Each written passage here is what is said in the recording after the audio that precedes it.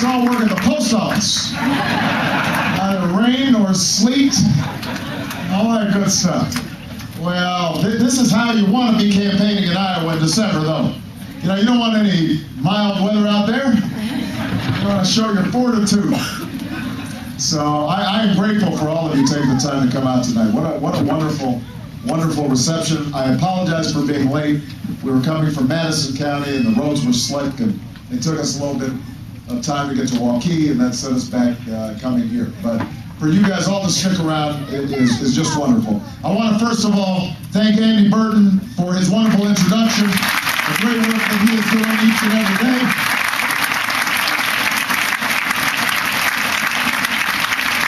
Andy is one of our precinct captains. We've got some other precinct captors and leaders here. Raise your hands, precinct captains, leaders. We're proud of you. Give them a big round of applause. The backbone of the organization. Now, some of you know I live in Chicago now. All right, we got a little Chicagoans in the house. But I didn't grow up in Chicago. I moved to Chicago after college because there were a group of churches who had come together to try to figure out how to deal with the devastation of steel plants that had closed. And so thousands had been laid off. The neighborhoods were falling into disrepair. These churches came together, raised some money, and it was such a small bit of money that all they could afford to hire was me. And so for the grand sum of $12,000 a year plus car expenses, I went to Chicago and for the next 3 years worked as an organizer, setting up job training programs for the unemployed and after-school programs for youth and trying to bring economic development to the communities. And it was the best education I ever had because I had a chance to meet with people who I might never have worked with otherwise, and it taught me how ordinary people can do extraordinary things. But I also learned that organizing is hard work. You get a lot of rejection. Hours are long, nobody appreciates you, you're eating cold pizza in the office, sometimes the heat doesn't come on. And so now that I'm running for president, we have young organizers all across the counties of Iowa. Everywhere we go, they're doing great jobs, they're putting their heart and soul into this. So I always like to acknowledge our young organizers when I come to their counties. And here, our organizer in Urbandale is Erica, Racy, and Lily West. Where's Erica? Come on over here. Come on, here's Erica. Is Lily around?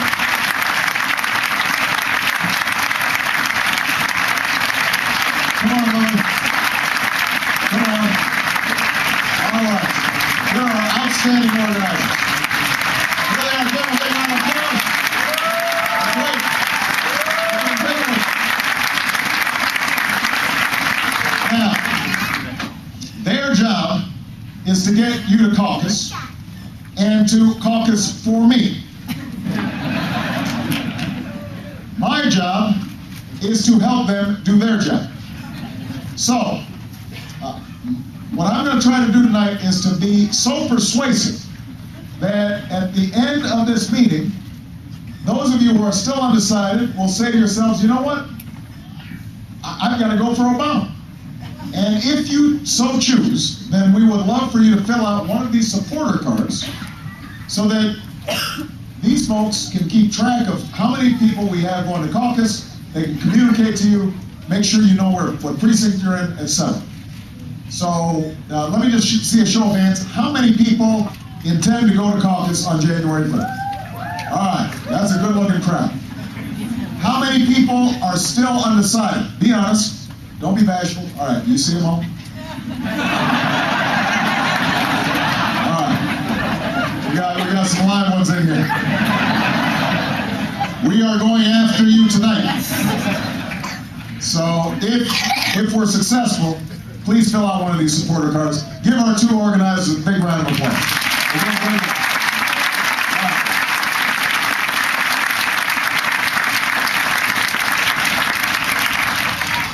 Now, what's that squeak, by the way? Is that like a big mouse up there?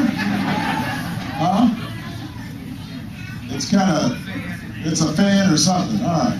Okay, I just want to make sure there wasn't some creature back there.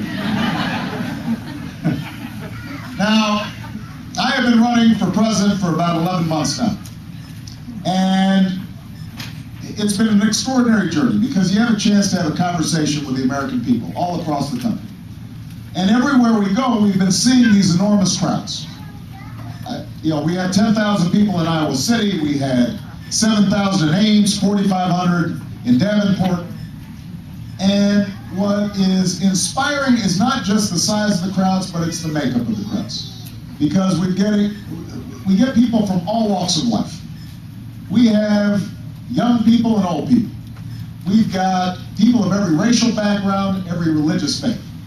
We have Democrats, we have independents, and yes, we even have some Republicans. And I know this because they whisper to me as I'm shaking hands afterwards.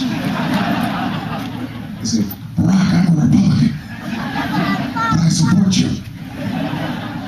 And I say, thank you. Why are we whispering? Now, part of the reason that people are paying so much attention to this race is they know it's going to be a big one. I mean, we are going to be next year selecting the next president of the United States of America, and people know that when they go into the voting booth next November, that the name George W. Bush will not be on the ballot.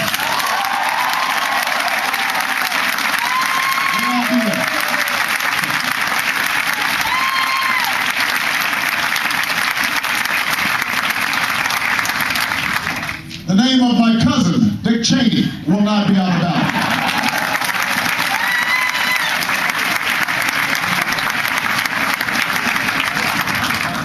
That was really embarrassing. When that news came out, you're always hoping when they do these genealogical, histories that you're related to George Washington, or Willie Mays, but Dick Cheney, what a letdown.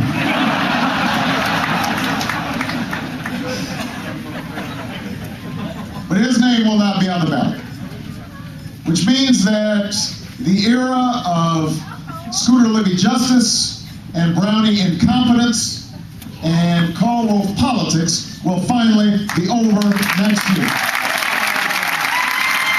Finally be over.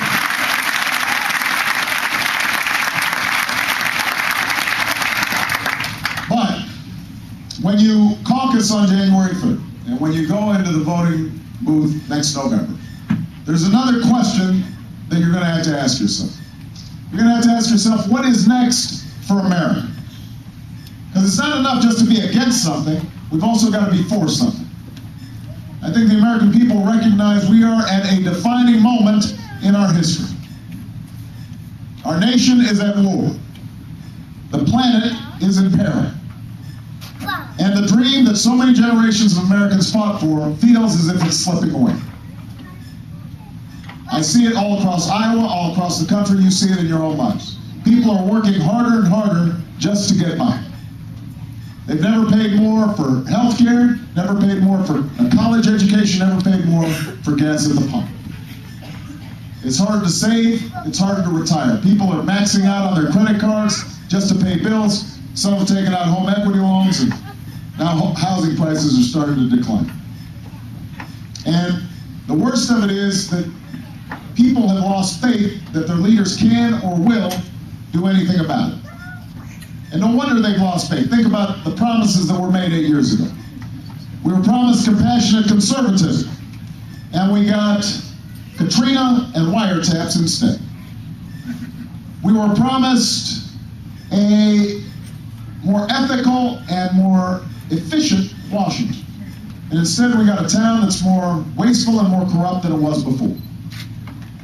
We were promised a uniter, and instead have a president who couldn't even lead the half of the country that voted for him.